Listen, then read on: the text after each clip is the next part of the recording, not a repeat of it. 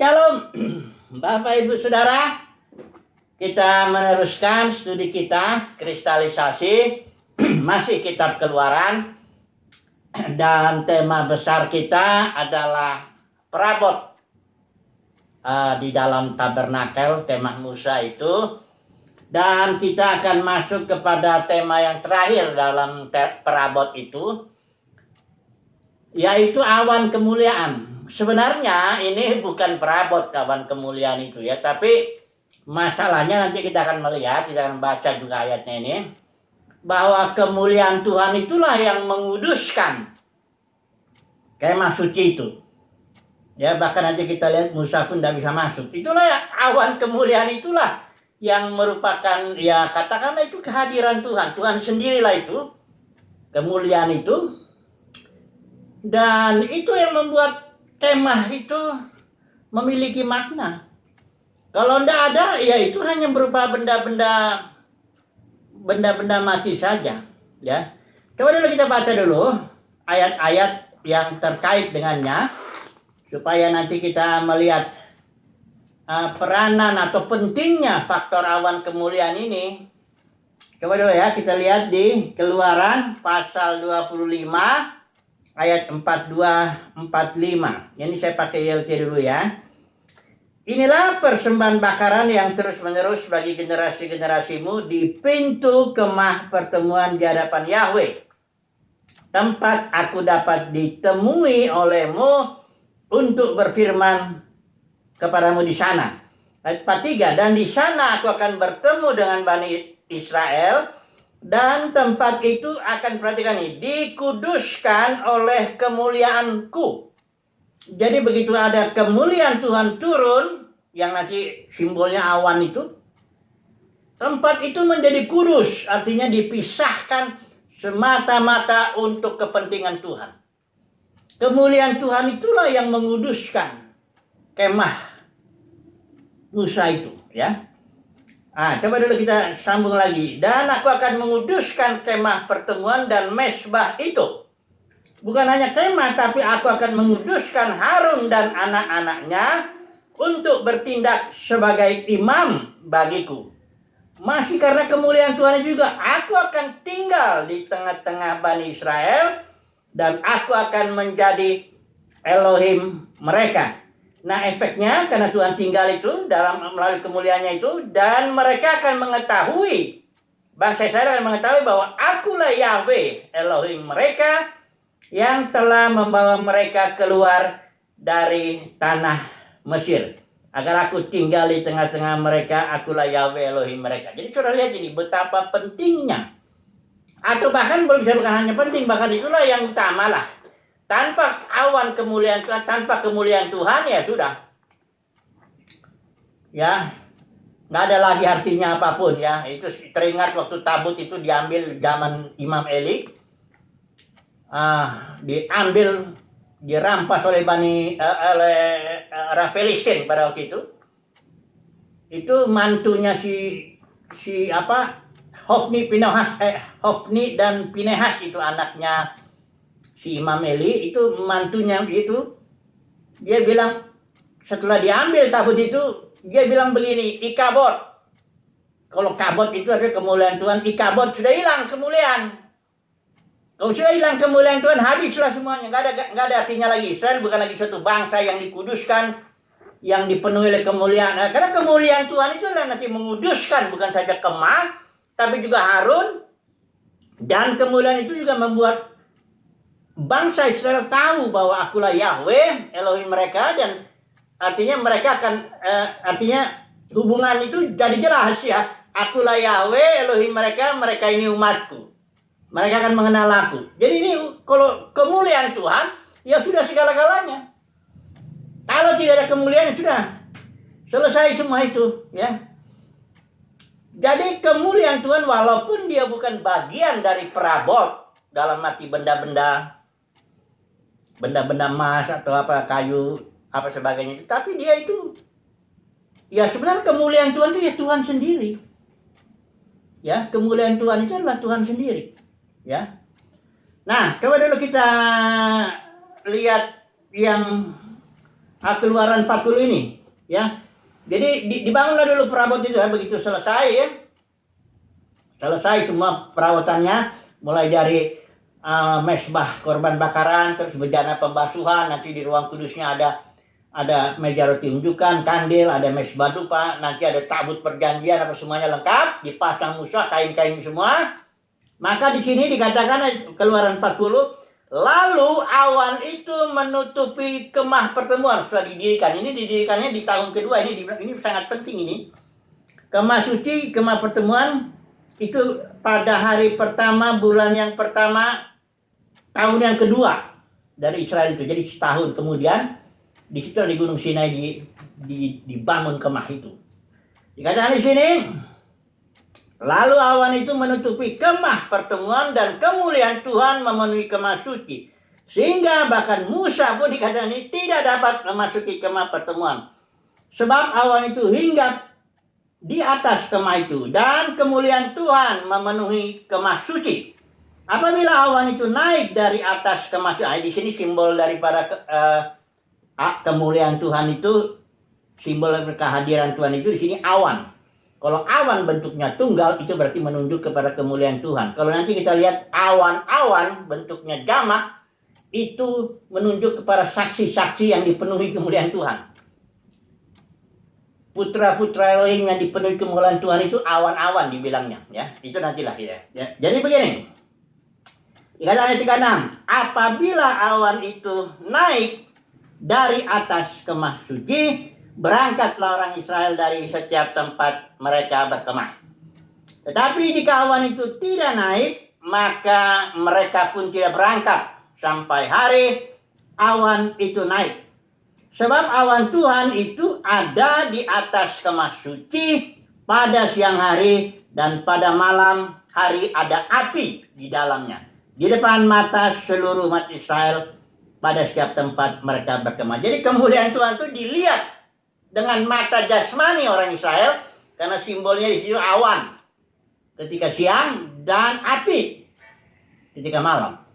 Dan fungsinya awan itu kehadiran Tuhan atau Tuhan sendiri yang disimbolkan begitu. Itu kalau dia pergi, Israel pergi. Ya, di sini kemuliaan Tuhan itu memimpin, ya, memimpin perjalanan Israel di padang gurun sejak dari Sinai itu ya. Awan itulah yang menentukan mau awannya tinggal seminggu, 2 minggu di satu tempat, ya berkemahlah orang Israel itu nggak berangkat. Kalau awannya naik dari kemah itu, berangkatlah ya Israel itu.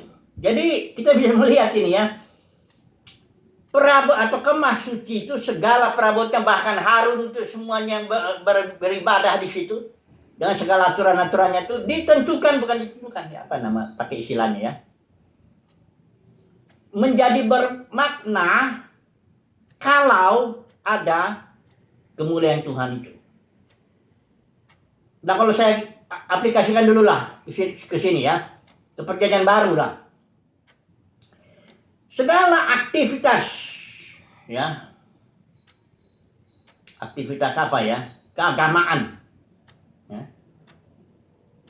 dalam gereja, katakan begitu ya, karena gereja sekarang udah pecah nih, jadi kemuliaannya bagaimana nanti kita bilang. Pokoknya segala aktivitas, segala jabatan, kalau tidak ada kemuliaan Tuhan di situ, maka tidak ada lagi arti rohaninya di situ. Itu hanya organisasi aja yang beraktivitas begini begitu, ritual ini ritual, tidak ada artinya, tidak ada maknanya sama sekali ya. Karena kuncinya kemuliaan Tuhan itu, yang dalam zaman perjanjian lama itu jelas kelihatan oleh bangsa Israel dengan mata jasmani.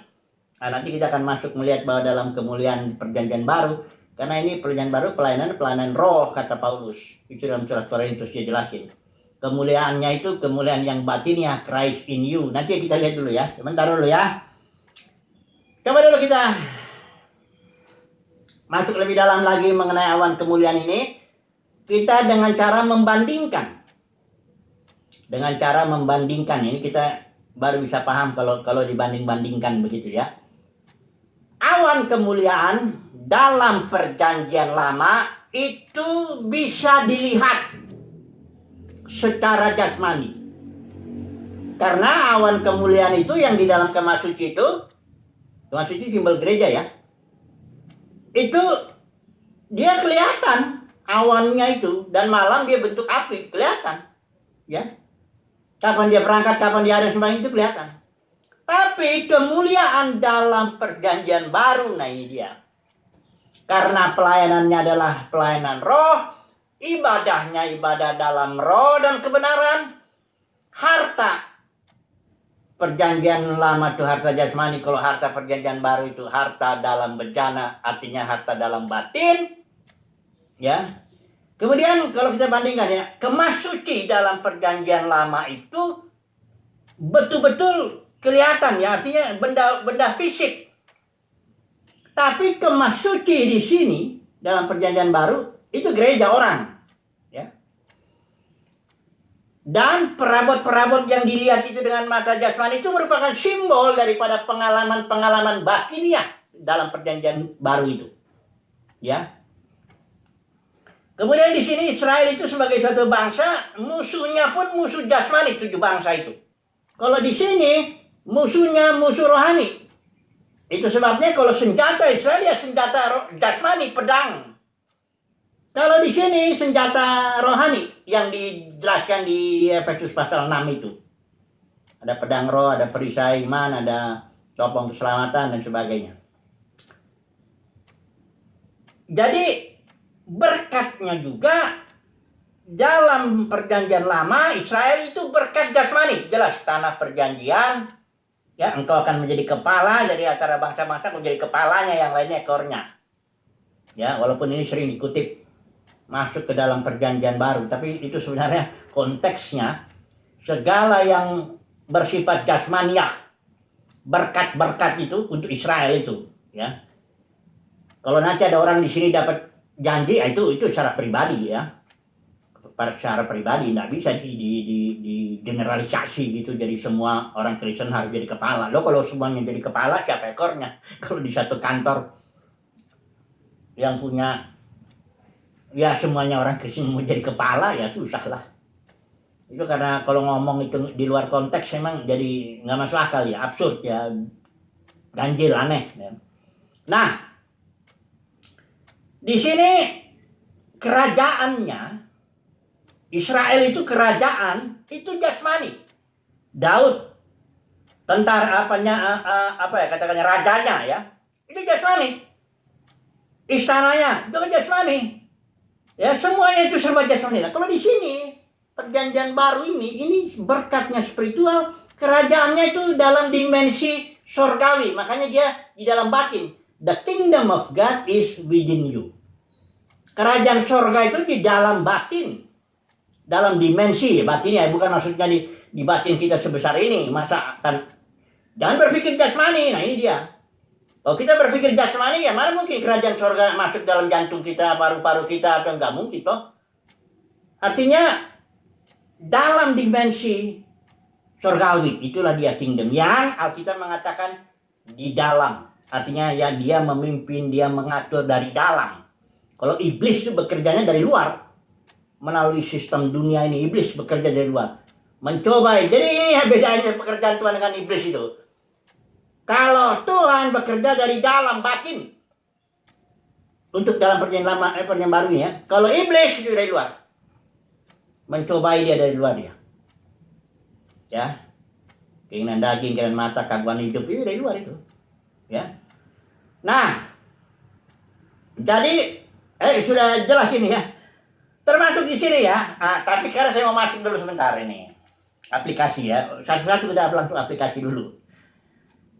Kalau dalam dunia kekristenan saat ini kan sudah jatuh. Kejatuhan dunia kekristenan itu artinya kemuliaan Tuhan yang tadinya, yang harusnya batiniah, sesuai dengan Alkitab perjanjian baru. Coba bacalah perjanjian baru itu satu kali aja, udah kelihatan itu. Dari isi perjanjian barunya udah ketahuan bahwa hukum yang tertulis, hukumnya itu masuk ke dalam batin, ditulis Tuhan. Makanya waktu Yesus itu ada orang hukum rajam perempuan berzina, Yesus tulis dalam tanah itu. Tafsirannya apa? Siapa yang nggak berdosa, dia lempar batu itu. Dan ada pengampunan dan sebagainya. Itu kalau hukum Taurat tertulis dalam batin. Ya. Tapi saudara jangan pikir kalau dalam batin ini lebih ringan. Enggak juga begitu. Kalau dalam hukum Taurat, dalam soal hukum perzinahan, itu berzina kalau melakukan persetubuhan secara fisik. Kalau di sini berzina melihat perempuan. Udah berzina kalau melihat perempuan nafsu itu udah berzina dalam batin. Jadi sebenarnya hukumnya di dalam batin juga, ya. Inilah yang sebabnya dalam dunia kekristenan itu enggak dipahami separuh lah. Itu makanya dalam dunia kekristenan yang udah jatuh ini, jasmani dan rohani itu campur aduk, ya. Khotbah termasuk teologinya juga akhirnya jadi yang paling menyolok terang-terangan itu teologi sukses, prosperity teaching. Engkau akan makmur. Artinya makmur itu maksudnya ngerti gak? Walaupun dia ngambil ayat 3 Yohanes atau apa, itu kan ayat buat Gaius, itu konteksnya itu sudah tahu enggak? Gaius itu karena dia hidup dalam kebenaran. Dia jangan digeneralisasi itu kalau bikin tesis atau skripsi atau disertasi itu, kalau kasusnya studi kasus itu jangan mengambil kesimpulan langsung semuanya. Nah, ini banyak khotbah comot ayat, gak lihat konteks, dia langsung terapin. Semua orang Kristen makmur. Makmur itu tahu nggak artinya yang dimaksud di situ? Engkau kaya, engkau sehat, engkau jiwamu pakai PPN yang lahiriannya itu, ya. Itu lihat konteksnya dulu, jangan main terap-terap, karena dalam perjanjian baru secara umum seluruhnya batinnya ibadah mesti ibadah dalam roh dan kebenaran, bukan di gedung ini, gedung itu, denominasi ini, denominasi itu, ritual ini, kredo ini, kredo itu, bukan begitu. Itu yang lahiriah. Ibadah itu di dalam roh, ya. Karena gini, manusia ini, dunia kekristenan itu jatuh karena ulah manusia. Itu awal ajaran ini, Jebel, Bileam, Nikolaus, itu ulah manusia itu. Manusia ini bukan orang sembarangan. Misalnya Nikolaus, itu awalnya dari Ignatius itu, tahun 117 Masehi, saya sudah sering sebut itu. Yang mempropos, dia mengajukan bahwa para penatua beda dengan bishop. Ya, bishop nanti bertarung kardinal, bisa bagung bertarung kardinal paus. Itulah yang membuat pembelahan. Itu Nikolaus itu menaklukkan kaum awam, membelah. Gereja dibelah menjadi imam, umat, atau kalau Katolik ya, kalau Protestan itu pendeta, jemaat. Itu ajaran membelah. Gereja itu memecah gereja menjadi 2 golongan itu awalnya dari Ignatius. Dan Ignatius itu seorang yang luar biasa, mati martir dia. Di bawah kaisar apa tuh? Trajan siapa itu? Pendeknya dia mati martir di jalan ke Roma itu. Itu suratnya ada di bukunya The Apostolic Fathers itu, J.B. Lightfoot yang nulis itu. Kalimat-kalimat Ignatius itu ngeri. Dia bilang kau harus taat kepada bishopmu. Seolah-olah bishop jadi Tuhan. Nah ini awal-awalnya jadi di zaman di dunia kekristenan kayaknya pendeta itu kayak bener aja.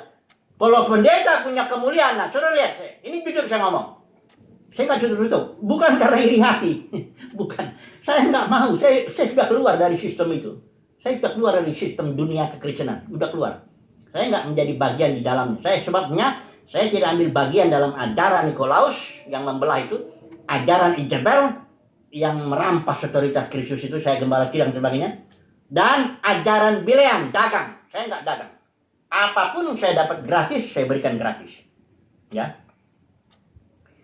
Jadi saya sudah keluar ini kemuliaan, katakanlah dalam perjanjian baru, dalam kekristenan ya, kemuliaan pendeta aja katakan begitu ya. Apa saudaraku? Dosen saya juga bilang, sebab dia itu kedua sinode. Kedua dia punya gedung ibadah juga bagus. Jemaatnya saya rasa banyak yang kaya, cukup banyak ya, ribuan lah. Dia bilang begini, kalau saya ngomong khotbah, kemuliaan saya di belakang ini mendukung kemuliaan yang dimaksudnya itu sama dosen saya itu. Itu maksudnya itu jumlah jemaatnya, posisi jabatannya, kekayaannya, kehormatannya. Ini mendukung. Ya. Sehingga yang saya katakan ini didengar oleh dunia kekristenan. Kalau dunia kekristenan itu dengar kalau orang pendeta itu, oh besar. Maka kalau dibilang pendeta besar, apa itu maksudnya? Apa badannya besar? Walaupun rata-rata pendeta begitu. Tapi bukan itu. Besar itu artinya jemaatnya besar, gedungnya besar, yang lahiriah itu. Sekolahnya, teologinya, sekolah teologinya di mana gitu, bagus lah. Saudara, saya mengatakan ini supaya umat pilihan Tuhan. Nah, saya kembali, dalam dunia kekristenan ada umat pilihan Tuhan. Karena dunia kekristenan ini orang-orang yang dipanggil aja, banyak yang dipanggil. Yang dipanggil itu maksud saya itu di situ udah lahir baru, sudah penuh Roh Kudus, katakanlah begitu, mengadakan karunia-karunia, mujizat-mujizat. Makanya di Matius 7 kan ditolak juga itu orang-orang kayak gitu. Karena apa? Nggak ngikuti hukum kerajaan sorga. Ikutin ajaran Bileam, ajaran dagang, ajaran apa, Nikolaus, Jebel, gimana? Nggak bisa, ya. Kalaupun karunia-karunia banyak, Matius 7 tuh ayat 21, 23. Jadi, waktu saya tengok kira saya harus mengambil kesimpulan. Padahal ini mau masuk dulu poin terakhir ini, San, ya. Padanannya. Oke lah, jadi artinya intinya begini. Dunia kekristenan yang sudah jatuh ini sudah mencampur antara kemuliaan Tuhan yang bersifat jasmania yang bisa kelihatan itu dalam perjanjian lama, dicampur aduk masuk ke dalam perjanjian baru yang tadinya kemuliaan Tuhan itu di dalam batin, Christ in you, the hope of glory. Kemuliaan Tuhan itu dalam batin kita yang nanti memang ketika kedatangan Tuhan dia akan tampil. Ini nanti sebentar mau saya bilang. Tapi saat ini kemuliaan Tuhan itu di dalam batin. Umat pilihan Tuhan, dia punya kemuliaan Tuhan tapi di dalam batin. Dan tidak bisa dunia kekristenan ini melihat itu. Tidak bisa. Karena dunia kekristenan melihat hal-hal jasmani. Manusia melihat yang jasmani tapi Tuhan melihat yang di dalam. Jadi umat pilihan Tuhan di zaman ini penuh kemuliaan Tuhan tapi tidak bisa dilihat oleh dunia kekristenan. Dunia kekristenan tidak kenal kemuliaan Tuhan. Karena dunia kekristenan bersifat jasmania, lahiriah kemuliaannya itu. Sementara kemuliaan Tuhan dalam zaman perjanjian baru itu batiniah. Tidak bisa dilihat. Kecuali orang-orang itu dibentuk. Orang-orang tertentu kayak Yakub. Yakub itu waktu dia pertama sebelum dia dibentuk, kalau dia ngelihat Esau, oh dia ngelihat ini saingan saya nih. Ini saya tipu ini. Saya kerjain dulu ini dia ya. Hak kesulungannya saya rampas dulu dan sebagainya ya.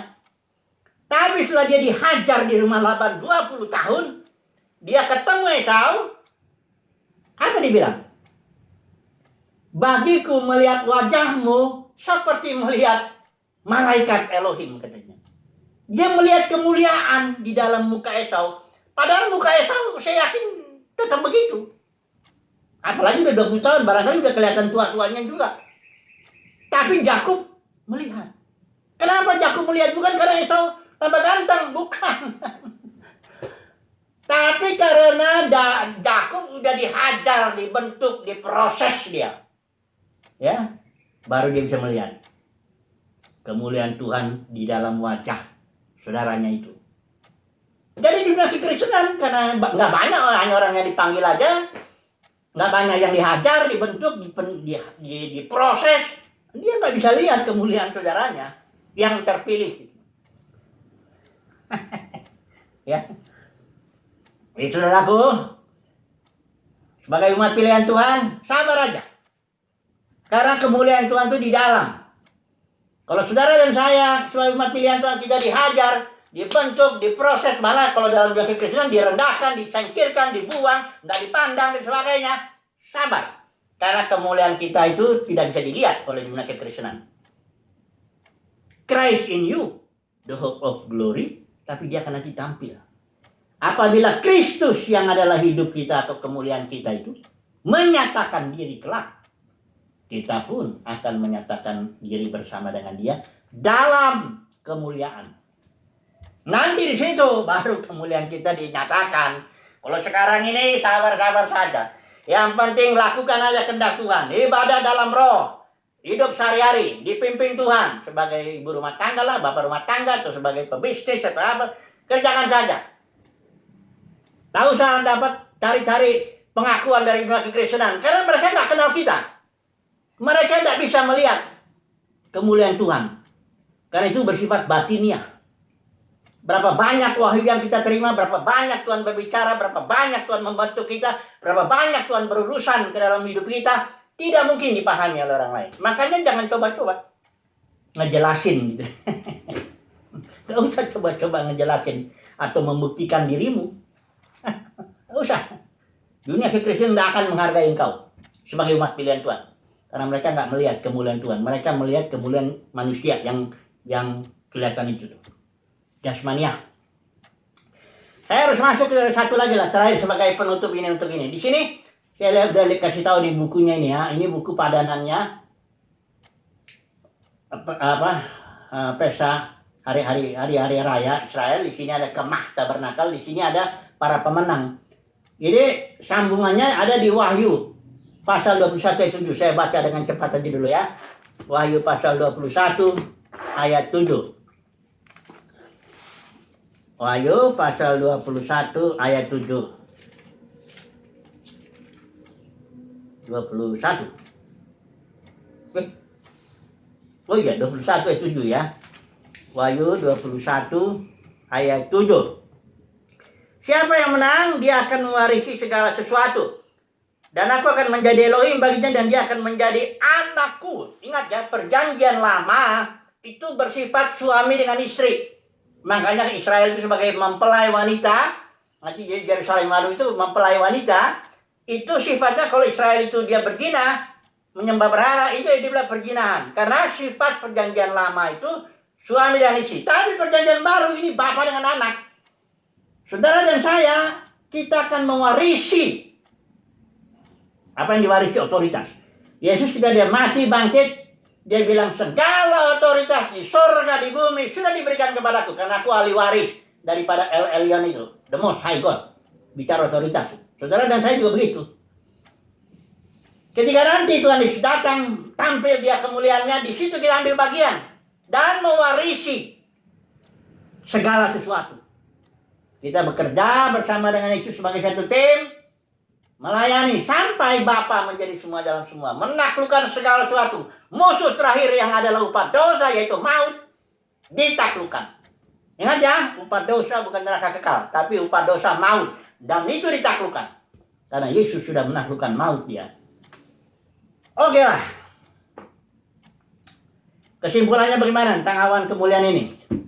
Kesimpulannya, perjanjian lama kemuliaannya jasmania bisa dilihat. Awan kemuliaan Tuhan yang di tabernakal itu bisa dilihat secara jasmani.